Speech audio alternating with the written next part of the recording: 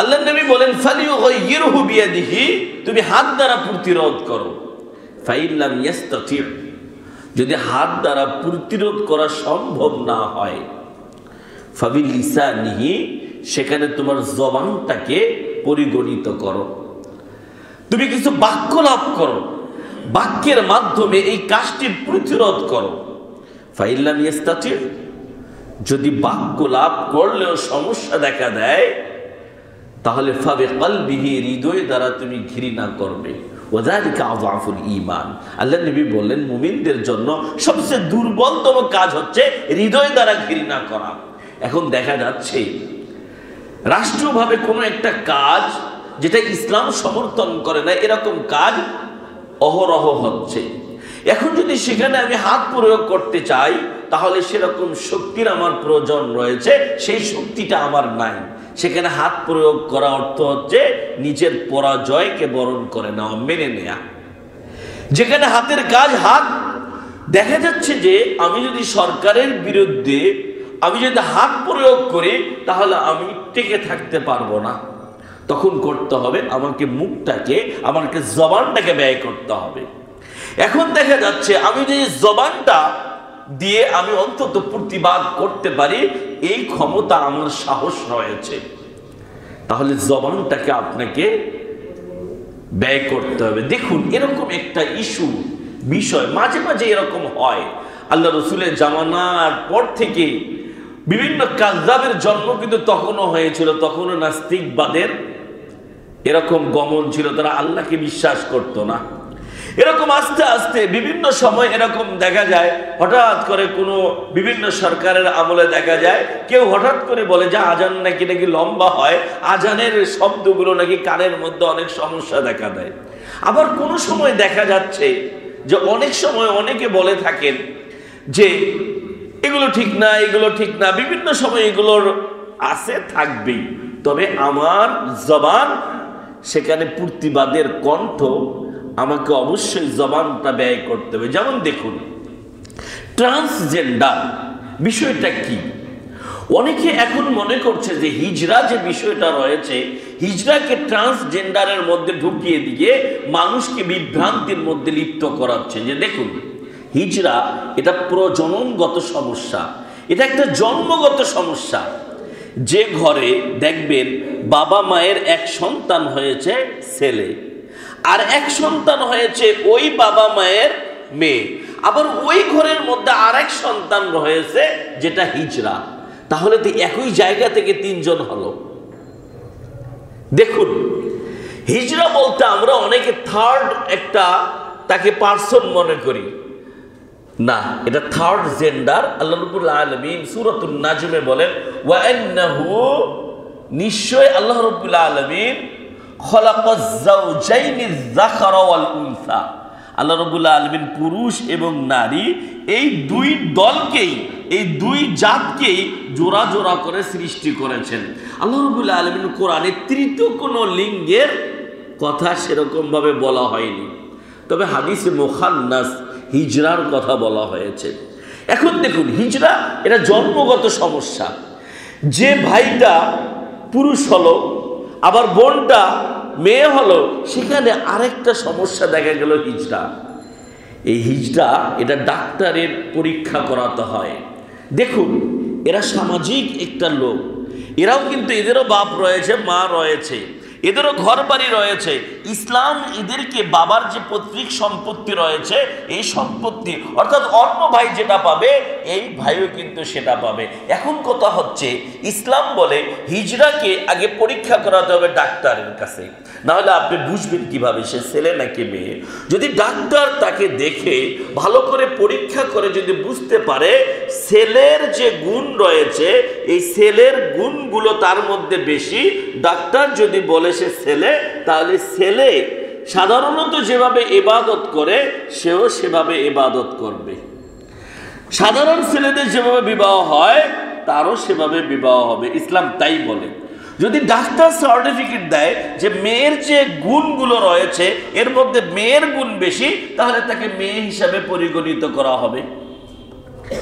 জানাজা যদি doctor certificate দেয় যে সে ছেলে, তাহলে ছেলে অনুযায়ী যেভাবে আমরা পুরুষের জানাজা পড়াই তারও জানাজা হবে। পৈতৃক সম্পত্তি ছেলে অনুযায়ী পাবে। যদি ডাক্তার সার্টিফিকেট দেয় সে মেয়ে, তাহলে মেয়ে অনুযায়ী জানাজা পড়াতে হবে এবং মেয়ের যে ভাগ সম্পত্তি রয়েছে এই সম্পত্তি তারা পাবে। এখন প্রশ্ন হচ্ছে, হিজড়ারা রাস্তায় কেন দেখা যায়? একটু জ্যামে পড়ে গেলে হিজড়ারা কোথা থেকে আসে? একসাথে তাদের ভারী ঘর নেই, তারা কেন এক জায়গায় তারা একটা নেত্রীকে বানিয়ে তারা সেখানে বসবাস করে? এর মধ্যে আমি মনে করবো বাবা মায়ের কিছু দায়বদ্ধতা রয়েছে। যেমন কোনো বাড়িতে যদি এরকম কোনো বাচ্চার জন্ম হয়, তাহলে অন্য কেউ আসলে ভালো ছেলেটাকে আমি উপস্থাপন করে বাবা মা, ভালো মেয়েটাকে উপস্থাপন করে, কিন্তু ওই মেয়েটাকে বা ছেলেটাকে যেটা হিজড়া তাকে কিন্তু উপস্থাপন করে না, তাকে একাকী রেখে দেয়, সে লজ্জাবোধ করে বা ইত্যাদি ইত্যাদি বাবা মা। এই কারণে তাকে কিন্তু সমাজের মধ্যে প্রকাশ করে না।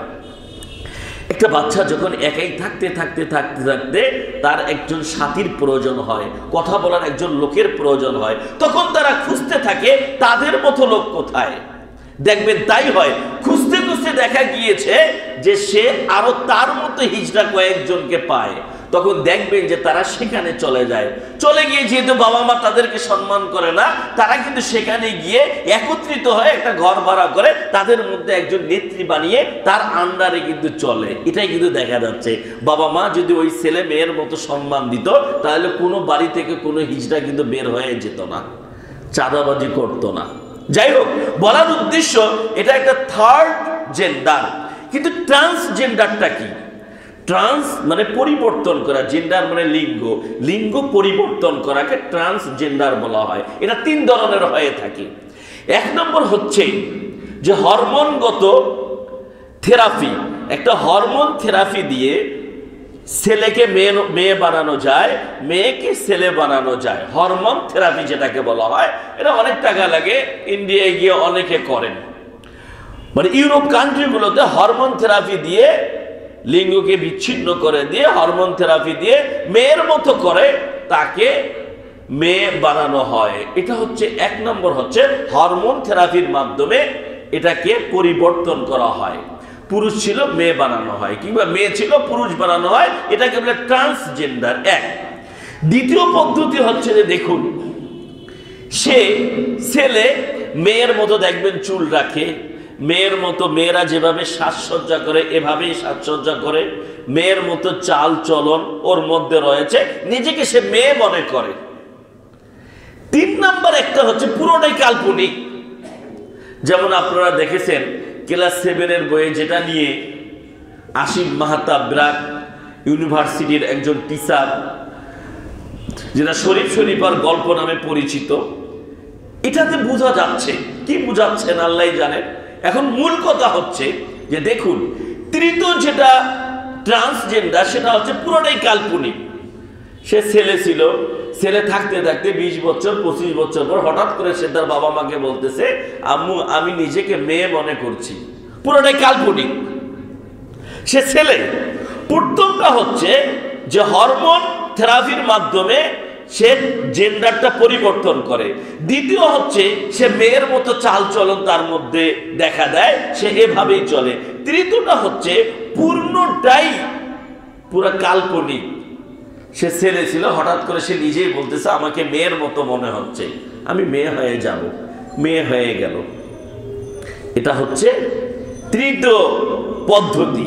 এভাবে ট্রান্সজেন্ডারের আজকে যে অবস্থা এটাই হয়। এখন কথা হচ্ছে শরিয়ত কি বলে। এক নম্বর হচ্ছে শরিয়ত বলে, ইসলাম বলে যে কোন আল্লাহর সৃষ্টিকে লা তাবদীলা লিখালকিল্লাহ, আল্লাহর সৃষ্টিকে পরিবর্তন করার ক্ষমতা আল্লাহ কাউকে দেননি। আল্লাহ যাকে ছেলে বানিয়েছেন তাকে বুঝে শুনে ছেলে বানিয়েছেন।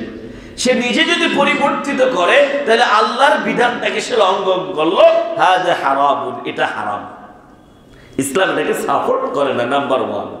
নাম্বার 2, যে ছেলে মেয়ের মতো নিজেকে পরিবেশন করে, মেয়ের কাপড় পরে, মেয়ের মতো কাপড় পরে সে নিজেকে মেয়ে মনে করে, রাস্তায় চলাফেরা করে, মেয়ের মতো কণ্ঠ করে, মেয়ের চালচলন তার মধ্যে রয়েছে, এ ব্যাপারে ইসলাম কি বলে দেখুন।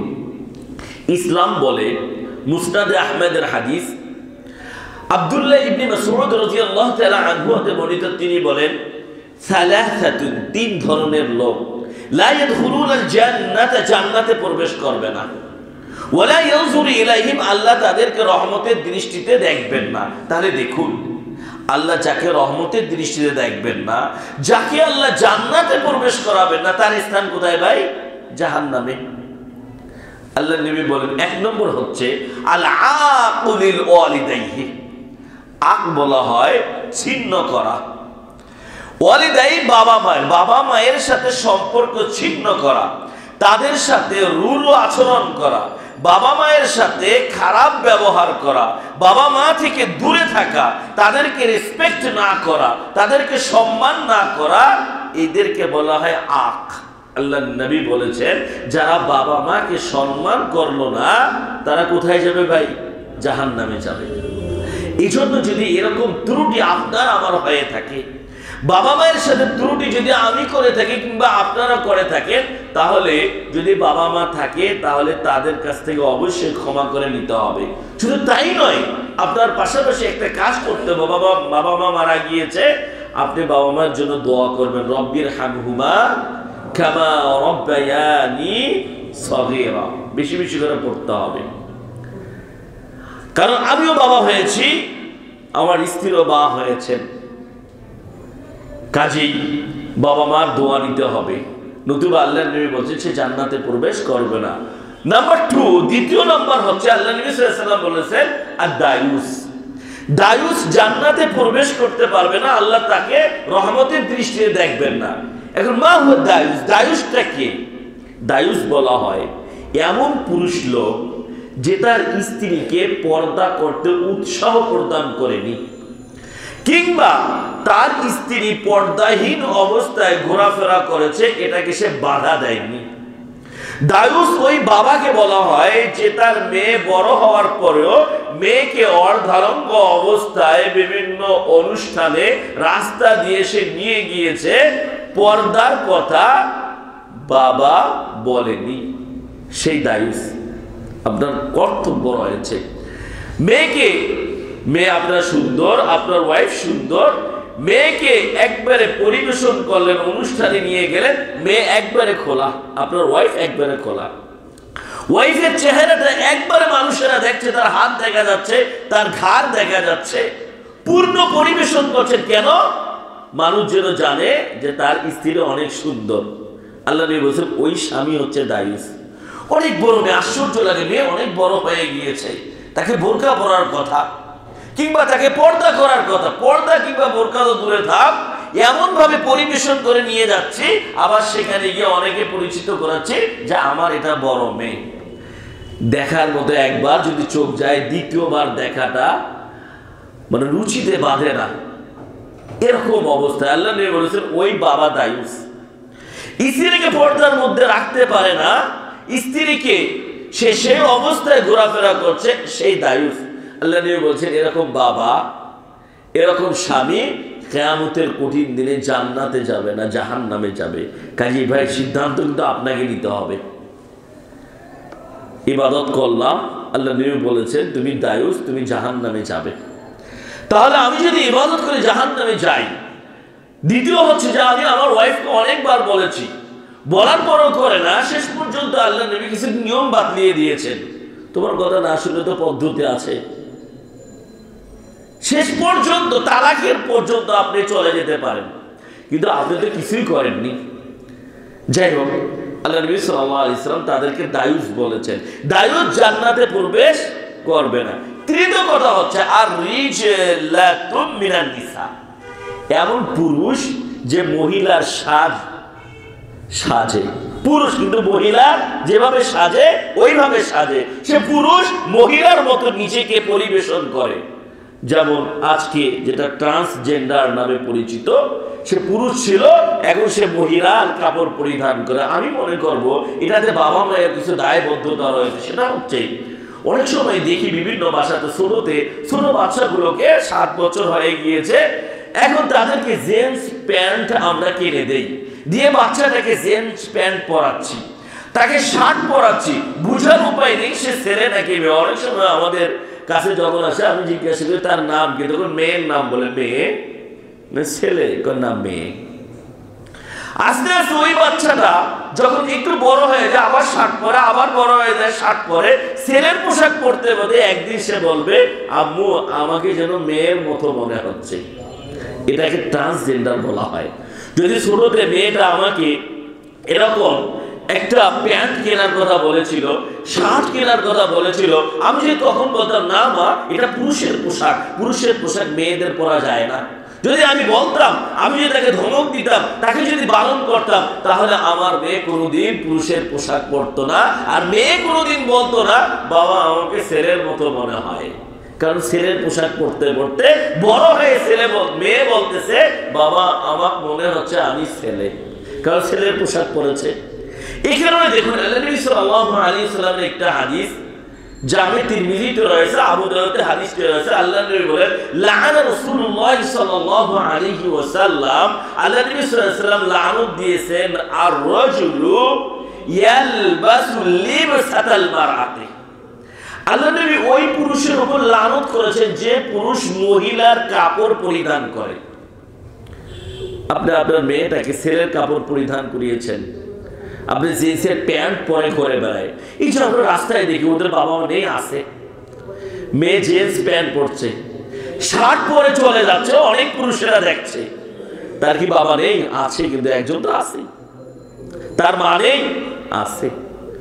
মা কোনোদিন বলেনি, বাবাও কোনোদিন বলছে না। এই মেয়ে কিছুদিন পরে বলবে বাবা আমাকে ছেলের মতো মনে হয়, বলবে। কারণ সে ছেলের যে কোয়ালিটি পোশাক পরিধান করেছে, আর আল্লাহ রাসূলের লানত পড়তে পড়তে তার হৃদয়টা এমন হয়ে গিয়েছে হাজার চেষ্টা করলেও সে আর মেয়ে থাকতে চায় না। এই কারণে আল্লাহ নবী বলেছেন লাআনা রাসূলুল্লাহ সাল্লাল্লাহু আলাইহি ওয়াসাল্লাম, আল্লাহ রাসূল লানত দিয়েছেন আর রাজুল ওই ব্যক্তিকে ইয়ালবাসু লিবসাতাল মারআতি, যে পুরুষ মহিলাদের কাপড় পরিধান করে। ওয়াল মারআ তালবাসু লিবসাতার রিজালি, ওই মহিলার প্রতি আল্লাহ লানত দিয়েছে যে পুরুষের পোশাক পরিধান করে। পুরুষ মহিলার পোশাক, মহিলা পুরুষের পোশাক পরিধান করা যাবে না। তুমি পুরুষ পুরুষই আসো। নিউ টাউনে গেলে দেখা যায় যে আমরা পিছন দিক দিয়ে অনেক লোককে দেখি, মনে হচ্ছে বোঝার উপায় নেই, এত বড় বড় চুল। আমার মনে হয় ছেলে নাকি মেয়ে বোঝার উপায় নেই। কারণ মেয়েরাও তো জিন্স প্যান্ট পরে, ছাট পরে, চুলগুলো অনেক লম্বা লম্বা, মনে হচ্ছে পিছন দিক দিয়ে মেয়ে হবে, আবার মনে হয় না ছেলেও হতে পারে। আবার মনে হয় এত বড় চুল তো আর ছেলেরা রাখে না, সামনে গিয়ে দিয়ে আসলেই ছেলে। তাহলে দেখুন পুরুষের পোশাক পরিধান করতে করতে চুলটা যে ছিল এই চুলটাও এখন সে, আবার মেয়েদেরকে দেখা যায় বোঝা যাচ্ছে না মেয়ে নাকি ছেলে, চুল কই, অল্প চুল ছেলের মতো লাগে, সামনে গিয়ে দেখি না আসলে এটার মেয়ে। তাহলে দেখুন এমন একটা পরিস্থিতি, এই মানুষগুলোর উপরে আল্লাহ রাব্বুল আলামিনের লানত বর্ষিত হয়। যে দেখুন নির্ধারিত সময়ে আলোচনা শেষ করছি। দেখুন একজন, আমি যেটা ট্রান্সজেন্ডার বললাম, যে নিজেকে পুরুষ ছিল মহিলা মনে করে। এখন দেখুন আপনারা একটু চিন্তা করুন, ওই যদি নিজেকে মহিলা মনে করে, এখন যদি সরকারের কাছে দাবি করে যে আমাদেরকে ন্যায্য অধিকার দেয়া হোক, আর যদি সরকার তাদেরকে অধিকার দেয় তাহলে তারা মেয়ে হলো। কিন্তু তাদের যে পরিবর্তন তো শুধুমাত্র তার চেহারায়, সে নিজেই মনে করছে, বাকি তো কিছু পরিবর্তন হলো না। তাহলে সে যদি বিবাহ করতে চায় তাহলে কাকে দিয়ে বিবাহ দিতে হবে? ছেলেকে দিয়ে। তাহলে ছেলেকে যদি দিয়ে বিবাহ দেয়া যায় তাহলে অবশ্যই সহকামিতা এখানে অটোমেটিকলি কিন্তু চলে আসবে। ছেলে ছেলের মধ্যে লাওয়াতত এটা চলে আসবে, যেটা লূত আলাইহিস সালাতু ওয়াস সালামের জামানায় ছিল। তাহলে যদি এটা চলে আসে তাহলে গজব চলে আসবে কিনা? আসবে। লূত আলাইহিস সালাতু ওয়াস সালাম, আল্লাহ রাব্বুল আলামিন লূত আলাইহিস সালামের ব্যাপারে বলেন যে দেখো সূরাতুল আনআম ৮০-৮১ নম্বর আয়াতে আল্লাহ বলেন ওলুতন, লূত আলাইহিস সালাম ইয ক্বালা লিকওমিহি, তার কওমের লোকদেরকে বলল আআনতুম আতাতুনাল ফাহিশা, আচ্ছা তোমরা এমন ঘৃণিত কাজ করো, মা সাবাকাকুম বিহা মিন আহাদিম মিনাল আলামিন, পৃথিবীর মুখে একজনও তোমাদের পূর্বে এই কাজটি করেনি। নাউযুবিল্লাহ। লূত আলাইহিস সালাম বলছেন তারা কি করত? ইন্নাকুম লাতাতুনার রিজালা শাহওয়াতান মিন দুনিন নিসাই, তারা মহিলাদেরকে ছেড়ে পুরুষদের সাথে খারাপ আচরণ করার জন্য তারা চলে যেত। আল্লাহ বলেন বাল আনতুম কওমুন মুসরিফুন, তোমরাই হচ্ছ মুসরিফ, সীমালঙ্ঘনকারী দল। এই কারণে যখন লূত আলাইহিস সালামের কওমের লোকেরা কাউরে কথা মানলো না, এরকম কাজ করা শুরু করে দিলেন, তখন আল্লাহ রাব্বুল আলামিন বলেন ওয়াজআলনা আলিয়াহা সাফিলাহা, আমি একবারে উপরটাকে নিচে করে দিলাম, অর্থাৎ জমিনটা যেরকম করেছিল এটা উপর করে দিলাম, উল্টে দিলাম। উল্টে দেওয়ার পরে ওয়ামতারনা আলাইহা হিজারাতাম মিন সিজিলিম মানজুদ, আমি অনবরত পানি বৃষ্টি নয় পাথর বৃষ্টি নিক্ষেপ করলাম। নাউযুবিল্লাহ। আপনি চিন্তা করেছেন উপর থেকে যদি আকাশ থেকে একটা পাথর পড়ে আপনার মাথায়, আপনাকে খুঁজে পাওয়া যাবে? অনবরত মিন সিজিলিম মানজুদ, পড়তেই আছে, তাদের কোনো কিছুই আর পাওয়া গেল না। এখন যদি আমাদের এরকম পরিস্থিতি এই দেশে হয়, যেটা আলোচনা করতেও লজ্জার বিষয়, যেটা মুখ দিয়ে বলতেও লজ্জার বিষয়, কিন্তু যারা সমকামিতাকে বিশ্বাস করে তারা কিন্তু লজ্জা পায় না। দেখুন মানুষের ভ্রান্ত কোথায় চলে গিয়েছে। আপনি আরো আশ্চর্য হবেন। একটা জাতিকে ভ্রষ্ট করার জন্য, একটা জাতিকে ধ্বংস করার জন্য শিক্ষা ব্যবস্থা কিন্তু অনেক ইম্পর্টেন্ট একটা জিনিস। কারণ বাচ্চা শিখবে তো আগে, তারপরে সে তার মানে অবস্থাটা প্রকাশ করবে। আমি যা শিখেছি তাই তো বলছি, বাচ্চা যা শিখবে তাই বলবে। দেখুন ক্লাস 6-এর বাচ্চার বয়স কত হয়? 10 বছর, 11। খুব বেশি যে জানে এটাও নয়, খুব কম জানে তাও কিন্তু নয়, কিন্তু জানে, বুঝতে শিখেছে। এই 6-এর ক্লাসে একটা সাবজেক্ট রয়েছে স্বাস্থ্য সুরক্ষা, নতুন একটা সাবজেক্ট। এই স্বাস্থ্য সুরক্ষার 96-97 পৃষ্ঠার, আমি খারাপটা বলছি, একটু ভালো দিক বলছি, সেখানে লেখা রয়েছে কেউ যদি তোমাকে স্পর্শ করে তাহলে তুমি কিভাবে বুঝবে এটা কি নিরাপদ স্পর্শ নাকি অনিরাপদ স্পর্শ। দেখুন স্পর্শ মানে ছোঁয়া, কাউরে হাত ধরা, কাউকে ঘাড় ধরা, কাউকে আলিঙ্গন করা, এটাই তো স্পর্শ। যে যদি কেউ তোমাকে স্পর্শ করে, 6-এর মেয়ের বয়স 10-12 হবে। একবারে খুব বেশি বোঝে তাও নয়, একবারে কম বোঝে তাও নয়। স্বাস্থ্য সুরক্ষার বইয়ের মধ্যে এটা লেখা রয়েছে যে তোমাকে যদি কেউ স্পর্শ করে তুমি কিভাবে বুঝবে এটা কি নিরাপদ স্পর্শ নাকি অনিরাপদ স্পর্শ। তোমাকে বুঝার জন্য 3টা তারা নিয়ম দিয়েছেন। সেটা হচ্ছে নাম্বার 1, 1 নম্বর হচ্ছে, দেখো মা যখন বাচ্চার মাথায় হাত বুলিয়ে, মা যখন বাচ্চাকে আলিঙ্গন করে তখন বাচ্চা বুঝে নেবে এটা তার নিরাপদ স্পর্শ। হ্যাঁ রাইট, মা তো করতেই পারে। দ্বিতীয় হচ্ছে, মনে করো তুমি ক্লাসে ভালো রেজাল্ট করেছো, তোমার টিচার তোমার মাথায় হাত বুলিয়ে দিয়েছে আদর করে, মনে করবা এটাও নিরাপদ স্পর্শ। যদিও তো শরিয়াত সেভাবে সমর্থন করে না, একটা উঠতি বছরের মেয়েকে একজন পুরুষ টিচার মাথায় হাত বুলে দেওয়া শরিয়াত এলাও করে, তারপরে মনে করলাম হ্যাঁ এটাও ধরে নিলাম, ঠিক আছে। তৃতীয় কথাটা হচ্ছে, তুমি তোমার বিশ্বস্ত একজন বন্ধুর হাত ধরে তুমি ঘোরাফেরা করলে, তখন মনে করবে এটা নিরাপদ স্পর্শ। নাউযুবিল্লাহ বলি। দেখুন এটা মুসলমান বাদে দিলাম, কোন হিন্দু অমুসলিম কি চাবে তার এই 12 বছরের মেয়েটাকে একটা অন্য ছেলের হাত ধরে ঘোরাতে? যখনই দেখবেন 12 বছরের মেয়ে কেবল বয়স উঠছে, তার হাতের সাথে যদি একটা পুরুষের একটা ছেলের হাত স্পর্শ হয়, যদি হাত ধরে ঘুরে ফেললো একজন বিশ্বস্ত বন্ধুর কাছে, ওখানে লেখা আছে যে তুমি মনে করবে নিরাপদ তোমাকে স্পর্শ করলো। এখন বিষয়টা হচ্ছে, যখন একটা অন্য ছেলে আমার মেয়ে, আমার 10 বছরের মেয়ে হাত ধরে ঘুরবে, তখন তৃতীয় একজন সেখানে কাজ করবে না? শয়তান কুমন্ত্রণা দেবে না?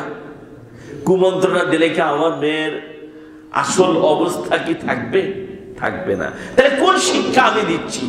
আমি টিচার, এরপরে আবার কলাম রয়েছে, এই কলামে লিখতে হবে যে নিরাপদ স্পর্শ কয় প্রকার, এটা লিখে দিতে হয়। অতীব দুঃখের বিষয় জানাচ্ছি, আমাদের দেশ মুসলিম দেশ, আলহামদুলিল্লাহ খুশির খবর রয়েছে, আমাদের দেশের প্রধানমন্ত্রী এগুলো দেখছেন, আলহামদুলিল্লাহ। তবে আমরা আশা করি এই ধরনের শিক্ষানীতি যদি চালিয়ে দেওয়া হয়, তাহলে আমার মেয়েকে ক্লাসের মধ্যে এভাবে শেখাতে হবে যে দেখি বাস্তব ট্রেনিং দাও তো, নিরাপদ স্পর্শ কেমন, তাহলে তার বন্ধুর হাত ধরে একটু চলাফেরা করতে হবে। যখন বন্ধুর হাত আমার মেয়েটা ধরে ফেলবে, তখন এটা যদি নিরাপদ স্পর্শ হয়, তাহলে মেয়ে যে কোনো অবস্থায় তার সাথে ঘোরাফেরা করতে পারবে। শরিয়াত একজন মেয়ে, বালেগা মেয়ে একজন অপরিচিত ছেলের হাত ধরে ঘুরবে, এটা হাতের জিনা অহরহ হয়ে যাবে। আল্লাহ নবী সাল্লাল্লাহু আলাইহি সাল্লাম বলেছেন, আল ইয়াদানি ইয়াজনিয়ান তাজনিয়ান, দুই হাত কিন্তু জিনা করে। ওয়াল আইনানি তাজনিয়ান, দুই চোখ জিনা করে। চোখ কিভাবে জিনা করে? খারাপ দিকে সে নজর দিতেই থাকে। হাত জিনা করে কিভাবে? খারাপ জিনিস স্পর্শ করে। কাজী সম্মানিত মুসল্লিয়ান কেরাম, আমার সময় শেষ, আমি আপনাদের নিরিখে এটাই আহ্বান জানাচ্ছি যে, এবং আমাদের সরকারকে, ঊর্ধ্বতন কর্তৃপক্ষকে আমরা আহ্বান জানাচ্ছি যে এভাবে যেন আমরা যেগুলো বলছি, যেগুলো বললাম, এই ট্রান্সজেন্ডার এগুলো শরিয়ত এলাউ করে না। আমাদের বাচ্চাদেরকে যেগুলো শিক্ষার নামে যে জিনিসগুলো চাপিয়ে দেয়া হচ্ছে, এগুলো কিন্তু পরিস্থিতিটা অনেক ভিন্ন, খারাপের দিকে চলে যেতে পারে। কাজেই এখনো সময় রয়েছে, কর্তৃপক্ষ যেন, সরকারের ঊর্ধ্বপদস্থ যারা এরকম শিক্ষানীতির মধ্যে রয়েছেন, তারা যেন এগুলো থেকে আমাদের কোমলমতি মেয়েদেরকে জেনার হাত থেকে, খারাপি থেকে, অশ্লীলতা থেকে যেন রক্ষা ব্যবস্থা করেন। তাহলে আল্লাহ রাব্বুল আলামিন আমাদের প্রতি রহম বর্ষণ করবেন। ট্রান্সজেন্ডারের নামে যে সব করা হচ্ছে, এগুলো যদি হতেই থাকে, তাহলে সহকামিতাকে আরো উস্কে দেওয়া হবে, যার ফলশ্রুতিতে লূত আলাইহিস সালাতু ওয়াস সালামের মতো আমাদের উপরে যদি এরকম পাথর বৃষ্টি হয়, গজব হয়, তাহলে আমরা কিন্তু কেউ বাঁচব না। আল্লাহ রাব্বুল আলামিন আমাদেরকে সঠিকভাবে যেন পরিচালিত হওয়ার এবং করার আল্লাহ তৌফিক দান করেন, আমিন। আল্লাহ যেন আমাদেরকে আমাদের শিক্ষানীতি সহ আমাদের আমলগুলো কোরআন এবং হাদিস অনুযায়ী হয়, আল্লাহ যেন কবুল ও মঞ্জুর করেন, আমিন। ওমা আলাইনা ইল্লাল বালাগুল মুবিন। আসসালামু আলাইকুম ওয়া রাহমাতুল্লাহি ওয়া বারাকাতুহু।